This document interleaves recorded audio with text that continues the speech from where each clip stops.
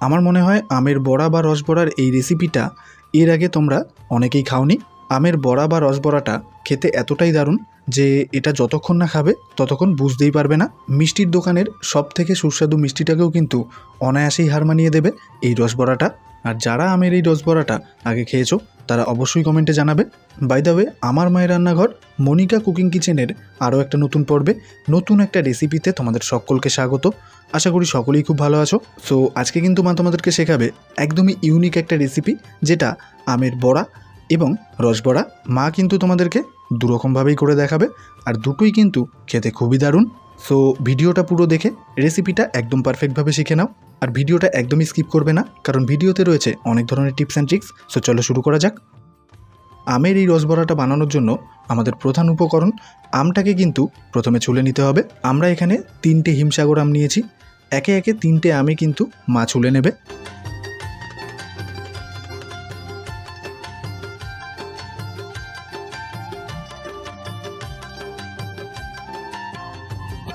তো প্রথম আমটা ছুলে মা একটা ঝুড়িতে রেখে দেবে। ঠিক একই রকমভাবে দ্বিতীয় আমটাকেও মা ছুলে নেবে।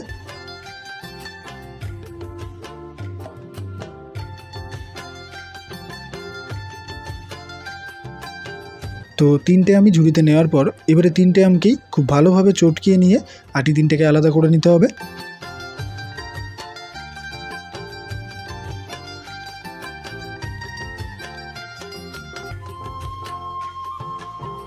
এবারে আমটাকে খুব ভালোভাবে ঘষে নিয়ে আমের পিওর পাল্পটাকে কিন্তু বের করে নিতে হবে। আমটাকে ভালোভাবে ঘষার পর আমের পাল্পটা নিচের পাত্রে পড়ে যাবে, আর আমের যে আঁশটা সেটা ঝুড়িতে থেকে যাবে। ঠিক যেমনটা তোমরা দেখতে পাচ্ছ, মা কিন্তু এখানে ঝুড়ির সাহায্যে আমটাকে ঘষে নিচ্ছে। তবে এই প্রসেসটা তোমরা চাইলে বড় ছাঁকনির সাহায্যে করতে পারো। তবে বাড়িতে যদি এরকম ঝুড়ি থাকে তাহলে চিন্তার কোনো বিষয় নেই। এই ঝুড়ির সাহায্যে আম বা তাল যাই বলো না কেন খুব ভালোভাবে ঘষা যায়।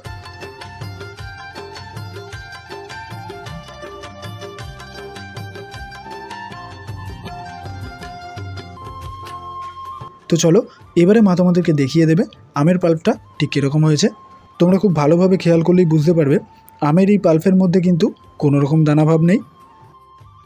এবারে কিন্তু একটা বড় সাইজের বাটি নিয়েছি, আর তাতে নিয়ে নেব আমের পাল্পটা।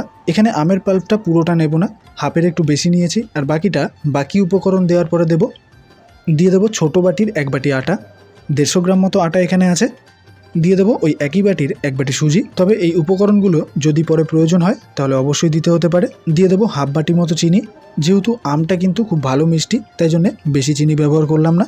ব্যালেন্সটা ঠিকঠাক করার জন্য হাফ চামচ নুন, সামান্য পরিমাণ বেকিং পাউডার, আর সামান্য পরিমাণ বেকিং সোডা। এবারে কিন্তু আমাদের বাকি পাল্পটা দিয়ে দেব। এবারে টোটাল মিশ্রণটাকে খুব ভালোভাবে ফেটিয়ে নিতে হবে। একটা কথা খুব ভালোভাবে মাথায় রাখতে হবে, এই ব্যাটারটা কিন্তু হাতে বেশ কিছুটা সময় নিয়ে খুব ভালোভাবে মেখে নিতে হবে, কারণ ব্যাটারটা যত ভালো হবে ততটাই কিন্তু ভালো স্পঞ্জি আর নরম হবে বড়াটা। ঠিক এরকম পর্যায়ে মা কিন্তু আরও কিছুটা আটা অ্যাড করবে। তারপর পুনরায় মিশ্রণটাকে মেখে নিতে হবে।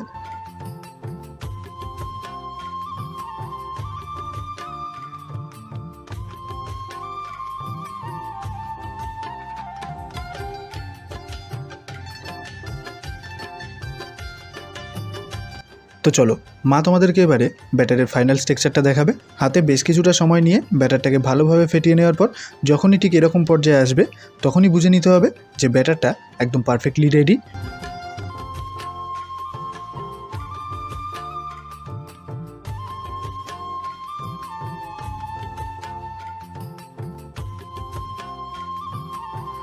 তো কড়াইটাকে ভালোভাবে গরম করে নিয়ে বেশ কিছুটা পরিমাণ তেল কিন্তু কড়াইতে দিতে হবে। খেয়াল রাখতে হবে বড়াগুলোকে একদম প্রপারলি ভাজার জন্য পর্যাপ্ত পরিমাণ তেল কিন্তু আমাদের কড়াইতে দিতে হবে।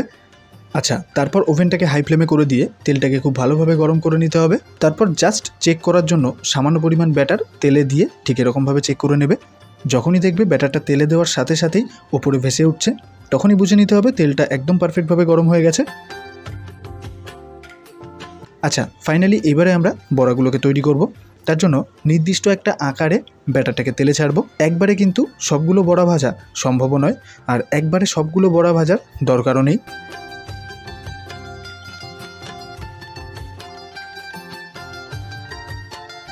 তো এবারে ওভেনের ফ্লেমটাকে লো টু মিডিয়ামে করে দিয়ে বড়াগুলোকে মাঝারি লাল করে ভেজে নিতে হবে। দেখতেই পাচ্ছ বন্ধুরা, বড়ার নিচের দিকটা লাল করে ভাজা হয়ে গেলে হালকা হাতে বড়াগুলোকে উল্টিয়ে দিয়ে ওপাশটাও লাল করে ভেজে নিতে হবে। আশা করি বুঝতেই পারছো বন্ধুরা বড়াগুলো কত সুন্দরভাবে ফুলেছে। এই বড়াগুলো খেতে এতটাই স্পঞ্জি আর এতটাই নরম হয় যে মুখে বলে বোঝানোই যাবে না। তো ঠিক এরকমভাবেই বড়াগুলোকে উল্টিয়ে পাল্টিয়ে লাল করে ভেজে নিতে হবে।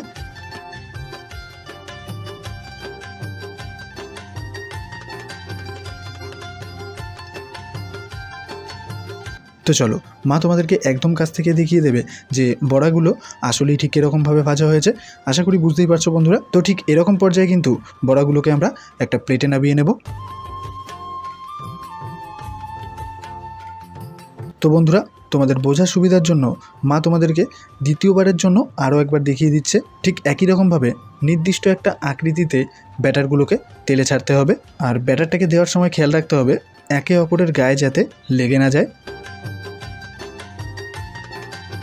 এদিকে কিন্তু মা দুধটাকে জ্বালিয়ে নেবে।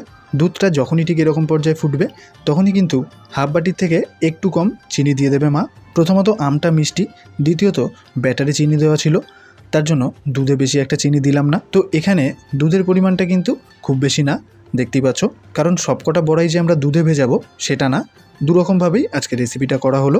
তো চিনিটা দুধে দেওয়ার পর ভালোভাবে নাড়িয়ে চাড়িয়ে চিনিটাকে গলিয়ে নিতে হবে। এই যে দুধটা বাটিতে তোমরা দেখছো, পরে কিন্তু এই দুধটা আর একটুও থাকবে না, কারণ বড়া পুরো দুধটাই খেয়ে ফেলবে। তো তারপর কিন্তু দুধটাকে লাস্টবারের মতো একবার উতলিয়ে নিতে হবে। তারপর কিন্তু একে একে বড়াগুলোকে দুধে দিতে হবে। ব্যাস, আমরা কিন্তু দুধে আর বড়া দেব না, ভালোভাবে নাড়িয়ে চাড়িয়ে নিয়ে একটা থালা দিয়ে ঢেকে দেব। প্রায় 25 থেকে 30 মিনিট পর এবারে মা ঢাকনাটা সরিয়ে নেবে। এখন কিন্তু বড়াটা পুরোপুরি ঠান্ডা হয়ে গেছে আর দেখতেই পাচ্ছ কতটা ফুলেছে। তো দেখতেই পাচ্ছ বন্ধুরা, পুরো দুধটাকে কিন্তু বড়াগুলো খেয়ে নিয়েছে। তো চলো, এবারে মা তোমাদেরকে একটা বড়া কেটে দেখিয়ে দেবে। তো দেখতেই পেলে বন্ধুরা কতটা ইজিভাবে বড়াটাকে কেটে ফেললো মা। বড়াটা এতটাই নরম আর এতটাই রসালো, কতটা তোমরা বুঝতে পারছো আমি জানি না, আমি কিন্তু সব থেকে ভালোভাবে বুঝতে পারছি।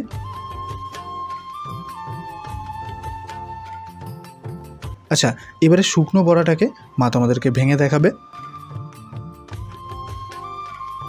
দেখতেই পাচ্ছ বন্ধুরা, ভেতরের কালারটা কিন্তু সম্পূর্ণ হলুদ। এখানে কিন্তু মা কোনো রকম ফুড কালার ব্যবহার করেনি, তাতেই কত সুন্দর একটা কালার এসছে দেখতেই পাচ্ছ। আর কতটা নরম আর স্পঞ্জি হয়েছে সেটাও আশা করি বুঝতেই পারছো। সো বন্ধুরা, আজকের আমাদের রেসিপি আমের বড়া এবং আমের রস বড়া ফাইনালি তৈরি হয়ে গেছে। তো বন্ধুরা, আমি তোমাদেরকে বলবো অসাধারণ এই ইউনিক রেসিপিটা অবশ্যই বাড়িতে ট্রাই করো। তারপর কেমন লাগলো অবশ্যই কমেন্টে জানাবে। আর রেসিপিটা ভালো লাগলে অবশ্যই লাইক দিয়ে চ্যানেলটাকে সাবস্ক্রাইব করে কমেন্টে জানাবে।